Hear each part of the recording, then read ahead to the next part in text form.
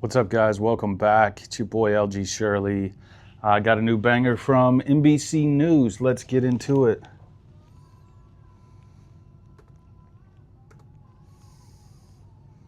Imagine being able to build an app with your name on it, just by thinking about it. Meet Base 44.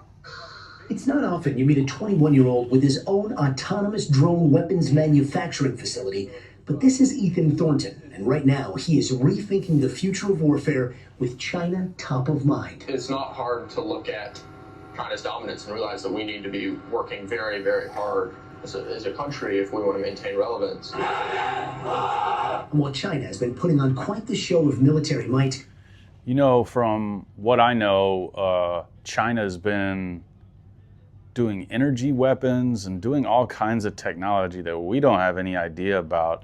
You know, I think US intel is a lot better than I know, and they may know everything that China's doing. I find that hard to believe, but I know it's not a game staying up on weapons and defense. You know, a lot of people want to just sugarcoat this amazing world that we've worked really hard for, but there's a lot of people in high positions with a lot of power, with a lot of influence, that may want to cause us harm. So, you know, it's crazy that there's people on both sides of that issue. when it comes to scale, Thornton imagines a very different alternative than the high-tech, sophisticated U.S. arsenal we're all used to.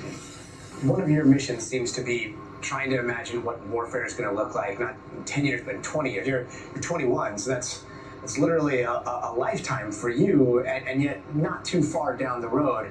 How do you see the future of warfare in 20 years? To me, what's most concerning is you can look at ultra large scale strike with very, very cheap assets. So if you can find a way to get very small, like $400 to $1,000 drones by the millions above populated areas. Let me just try to visualize that. So millions of these very low-cost drones descending over a populated area. What you'll see it used for is taking out all of your cell phone towers, taking out all of your high voltage power transformers, taking out your cranes and ports, like essentially just stopping your industrial machine. His company, Mach Industries, received a Pentagon development contract and has already raised hundreds of millions of dollars to think This is brand new, guys. This is today. outside the military-industrial box. And that means churning out as many cheap, deadly drones as possible. The kinds of systems that have transformed the modern battlefield in places like Ukraine. But before drones ruled the skies, Thornton remembers watching the opening moments of the invasion in high school and realizing warfare was about to change forever. We have very, very legacy assets, convoy of tanks all rolling basically single file. And now there's like this class of weapons that you can use to pretty much immobilize those things immediately. But when it comes to manufacturing drones, there is no country that comes close to China, currently able to build hundreds of thousands of drones. I mean, I feel like I've seen China do those huge,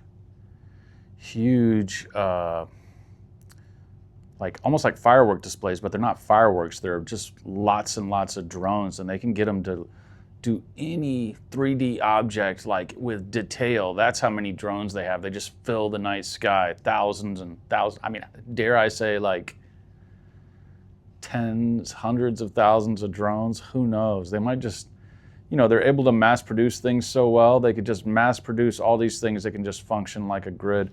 Anyway, this one, I did watch this one time before seeing it with you guys.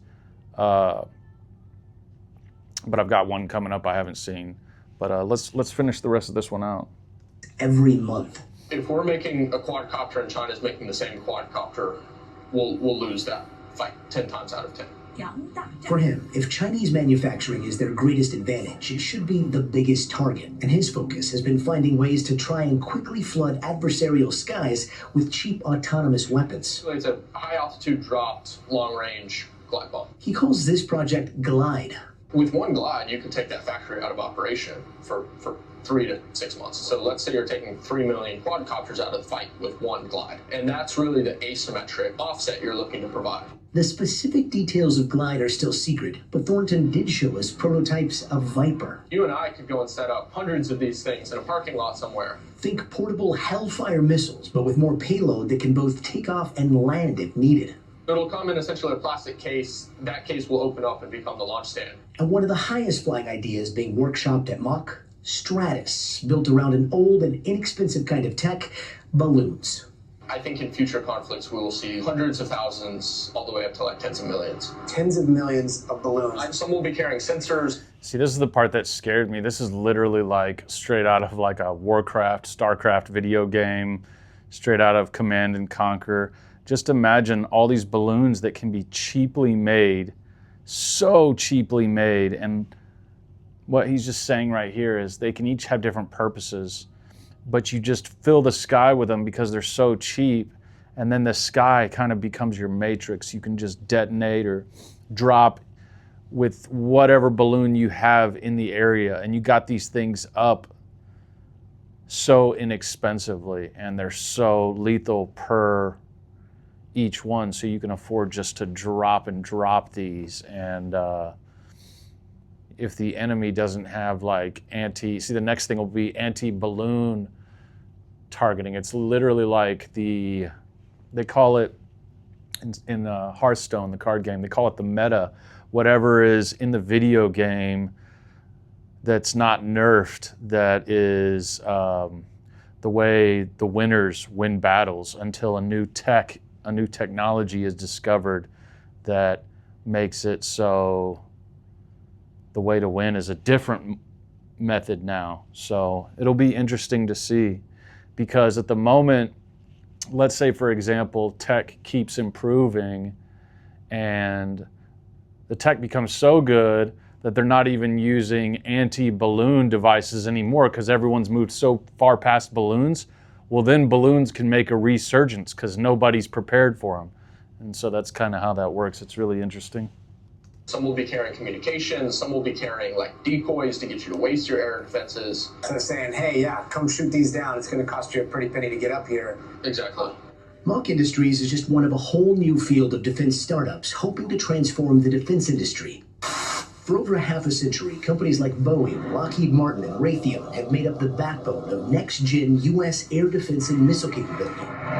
But today, Mach and disruptors like Anduril are focusing all their efforts on laying the groundwork to mass-produce deadly autonomous systems from land, sea, and sky. The way I see future defense looking is actually a lot more like the automotive industry, where every year you're essentially coming out with new models. These things are big. It's funny because he goes on to talk about how he's looking at trying to predict the next 20 years, but this guy's only 21 years old. And it's just so interesting that he picked up, I guess this is what he'll be doing the rest of his life, but picked up on his life's path in such an interesting field at 21 and is already kind of playing things out 20 years ahead. You know, I would guess he's from a very kind of stable family, that had a little bit of money to begin with, or at least his parents, they didn't start out completely broke, or they created a life and had him after they already kind of were doing well, but that's just a guess. Anyway, thank you guys for tuning in. Great to have you here, and don't forget to hit that like, comment, and subscribe. If you're in the Dubuque area, hit me up, hit us up. Secret Annex DBQ on Instagram. Peace. Chunk that deuce.